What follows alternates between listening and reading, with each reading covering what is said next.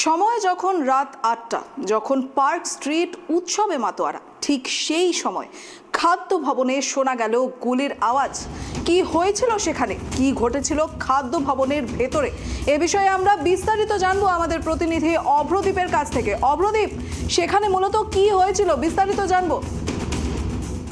দেখো, new market থানা সূত্রে যেটা খবর পাওয়া যাচ্ছে, রাত ঠিক ৮টার সময় যখন পার্ক স্ট্রিটের উৎসবে মাতোয়ারা ছিল সাধারণ জনগণ, সেখানেই কিন্তু তার পাশেই খাদ্য ভবনে গুলির শব্দ ভেসে আসে এবং খাদ্য ভবনে ঠিক ৮টা বেজে ৫ মিনিট নাগাদ খাদ্য ভবনের ভিতরে রিজার্ভ ফোর্সের যে ব্যারাক রয়েছে, সেখানে রিজার্ভ ফোর্সের ডি কোম্পানি রয়েছে, সেই ডি কোম্পানির একজন কনস্টেবল তপন পাল, ৫৩ বছর বয়সী, তার বুকে গুলি লাগে। সার্ভিস রিভলভার থেকেই গুলি লেগেছে বলে পুলিশ সূত্র মারফত যেটা জানা যাচ্ছে। তবে কি কারণে গুলি লেগেছিল, তিনি কি আত্মহত্যা করেছিলেন, নাকি কোনো রকম দুর্ঘটনা ঘটেছিল, নাকি এর পেছনে অন্য কোনো রহস্য রয়েছে, সেই সমস্ত বিষয়টি খতিয়ে দেখছে কলকাতা পুলিশ।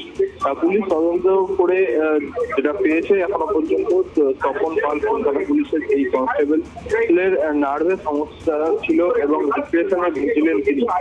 খাদ্য ভবনের কনস্টেবলের ব্যারাকে থাকতেন এবং ডিপ্রেশন থেকেই আত্মহত্যা করেছেন কিনা সেটাও খতিয়ে দেখছে পুলিশ। আর তিনি কিন্তু হাইকোর্টের ডিউটির জন্য বেরোতে যাচ্ছিলেন। তিনি হরিণঘাটার বাসিন্দা ছিলেন। রাত 10:30 নাগাদ ঘটনাস্থলে গিয়ে পৌঁছেছিলেন কলকাতা পুলিশ কমিশনার বিনীত গোয়েল এবং ঘটনাস্থল খতিয়ে দেখে এই ঘটনার তদন্ত শুরু করেছে লালবাজারের হোমিসাইড বিভাগের অফিসাররা এবং ঘটনার পরপর আশঙ্কাজনক অবস্থায় তাকে এসএসকেএম হাসপাতালে নিয়ে যাওয়া হয় এবং সেখানেই কর্তব্যরত চিকিৎসকরা তাকে মৃত বলে ঘোষণা করেন।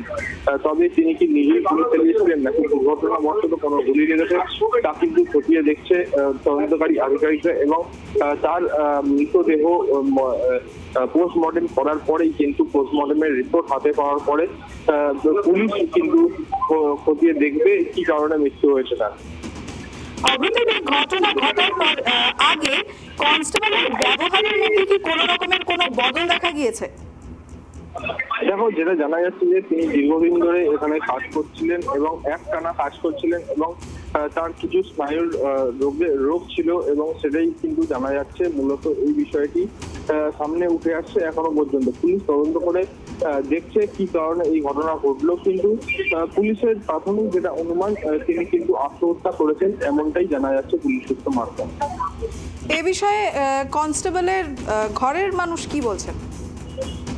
দেখো, তিনি যেহেতু হরিণঘাটার বাসিন্দা, তাদের খবর দেওয়া হয়েছে এই ঘটনার বিষয়ে। সেই পরিবারের লোকজন এখনো পর্যন্ত এসে পৌঁছাননি বলেই আমরা যেটা সূত্র মারফত জানতে পারছি। কলকাতা পুলিশের যে লালবাজার, তারা কিন্তু খতিয়ে দেখছে পুরো বিষয়টা এবং তোমাদের যেটা আগেই বললাম, এই মৃতদেহ পোস্টমর্টেম করার পরেই কিন্তু তারা পুলিশের তরফ থেকে কোনো কিছু বলা হয় কিনা সেই দিকে আমাদের নজর থাকবে এবং তার পরিবারের লোকজন আজকে যদি আসেন এবং তাদের সঙ্গেও আমরা কথা বলার চেষ্টা করব পরবর্তীকালে। তারা কি বলছেন সেটাও কিন্তু আমাদের নজর থাকবে। একদম অভ্রদীপ, পরবর্তীতে আবারও তোমার সঙ্গে যোগাযোগ করা হবে এই বিষয়ে। ধন্যবাদ।